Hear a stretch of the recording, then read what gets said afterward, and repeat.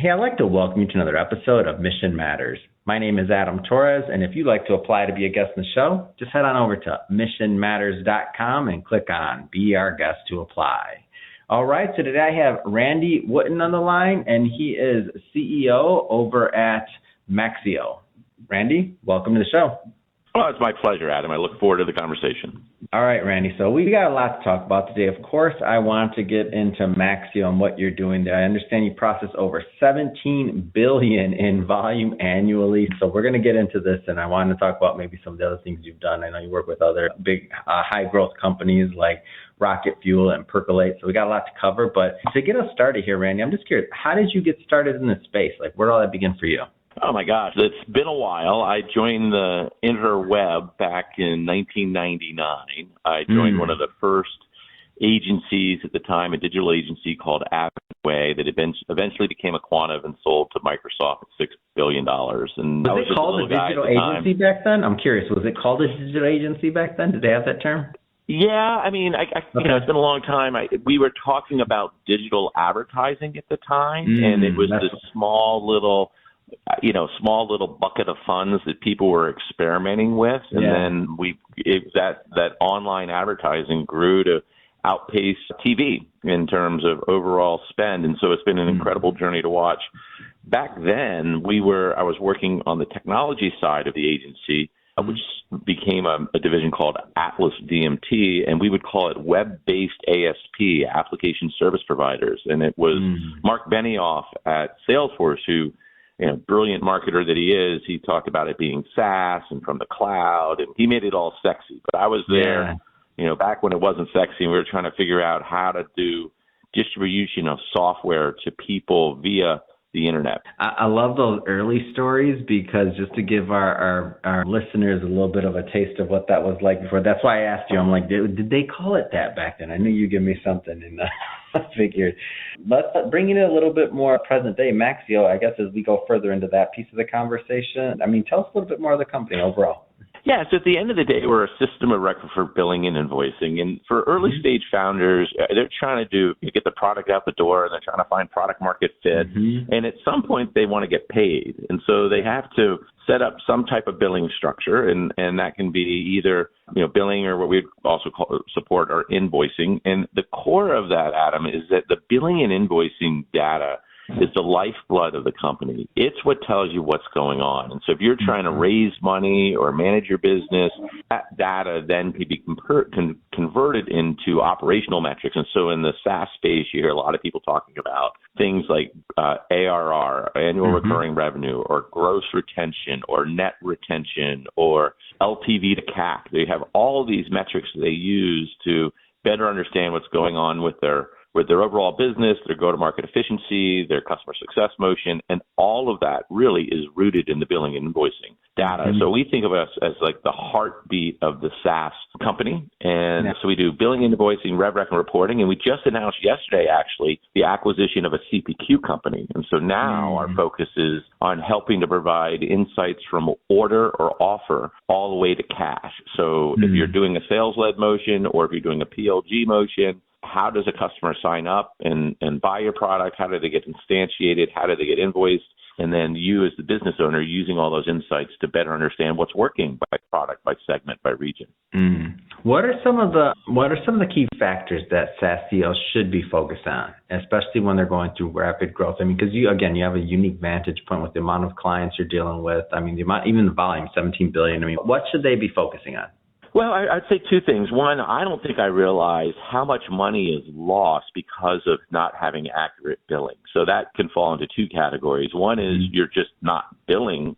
Number two is you're not billing accurately and your customers are contesting the bill, and that's called revenue leakage. And there are analysts out there that say 7 to 9% of your revenue, so 7 to 10 cents of every dollar, you're not collecting because of issues with your billing system or your process. And it's just mind-boggling. You spend all this money to hire a customer, get them in the door, get them up and running, right? And at the end of the day, you're not collecting your dollars. And so I think CEOs, a lot of the, I deal with B2B SaaS companies almost exclusively, but they're technologists and they don't care about back office. And one of the things I would say after, I've been a public company CEO, a private company CEO, this is a PE gig, I've sat on a couple of boards, is for CEOs, early stage founder CEOs, to think broadly across the entire system from front office to back office and try to think about how do you bring forward the technology, the systems in concurrently. It's don't wait until you're a $1 million or $2 million company before you start thinking about back office. Is how do you think about that order or offer to insights, the offer to cash process, and build out the appropriate systems and, hire the right people. So I guess taking it a step further, how is Maxio helping to address these issues?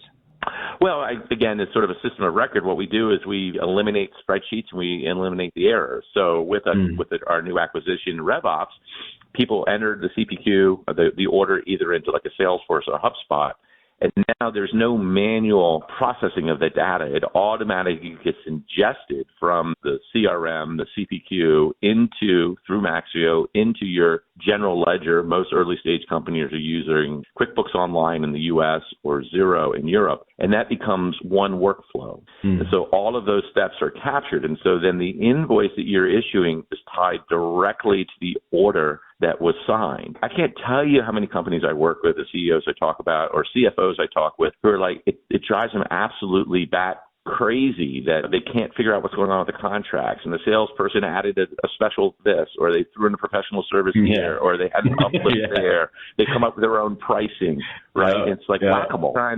You're trying to standardize things. At the same time, you want to be flexible for customers who want to buy differently than how you're selling. So you have this real tension between trying to create flexibility and customization, but then also standardization so you can do the reporting and you can actually run your collections on the back end. So we also help with collections, and we have a payment solution. So think of it like a platform.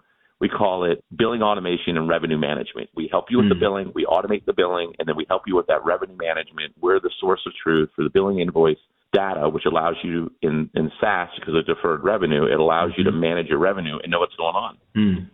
What have you found? Like, what type of either size of company or otherwise, is it revenue? Like, who typically gets the most value out of working with you and your team, like across the board? Yeah, I would say our target is between about $1 million and $40 million, and I think it's like there's these different inflection points. If you're under 30 employees, you probably have Bob, your uncle, doing your books and you're doing cash accounting, and then at some point you're like, oh my God, I need to raise some money. You go out beyond family and friends, you're looking for some angel investors, and they're like, no, if you're a B2B SaaS company, you really need to be doing accrual accounting, and you probably should get a fractional CFO. And so it's right at that transition point where you're not managing your books through your bank account. You're actually trying to do accounting that we can add a lot of value. I would say the other thing that's interesting is in this new world, one of the big trends we've seen, and if people are interested, we've launched a couple of state of the industry type reports, because we have 2,000 plus customers. And so we have a bunch of detail on what's happening brought in, because the billing and invoicing data, right? It's real. It's not survey data. It's quantitative data from it's anonymous, but we've aggregated it. But people can find that report on our website, maxio.com, and it gives you all the trends of what's going on. And so one of the things you're finding is this, it used to be everyone did annual based, seat-based type contract. So number of users, you pay annually, and it's a price per seat. What you're finding today is a lot of people are moving to a usage-based model to better align value with price. So if you have a certain number of widgets, like you're going to charge based on widgets. You're seeing this to be especially true with the AI first companies. So when you think about like OpenAI, they have 3 different types of tokens they're charging for, and you pay on a per consumption basis of those tokens.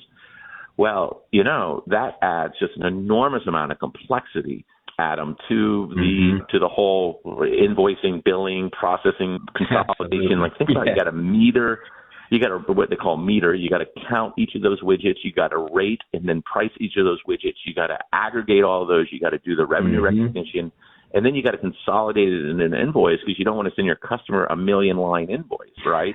But they want to be able to see the next level of detail. So you can just see, it just becomes this Cambrian explosion of complexity. And I think a lot of early stage founders that are trying to jump on the bandwagon of AI and get this money don't appreciate the nuances of trying to create a monetization strategy, your price and package in a compelling way that customers are going to value and that you can manage on the back end. And you have a unique vantage point, again, $17 billion in volume annually. Any type of trends that you care to comment on or otherwise in the B2B SaaS market, just in general, that's helping people stay competitive? Yeah. So the one I was just sort of pointing to, the other survey that we launched with People Can Find is we did a survey on usage-based billing in partnership with a guy named Ray Reich at Benchmark. I think it's benchmark.ai, which, again, I recommend to anybody who's in our space, B2B SaaS, benchmark.ai or benchmark.ai.com or something, whatever it is. But Ray Reich, find him. He has a collection. He does survey data. He has a collection of data which allows you to enter your size, company, end market, and you can get all the metrics that we were talking about, the standards, the median, the 25, 50, 75, 100% for like NRR, gross retention, LTV to CAC, new CAC ratio. So if you want to figure out how you are operating comparatively, awesome data. We did a survey with him on what's happening in the state for usage-based billing, and what we saw was over the last 2 years, because we do this every year, that the number of SaaS companies that are using usage-based billing has increased from about 50% to 67%. So there's been a significant uptake in the adoption of this model.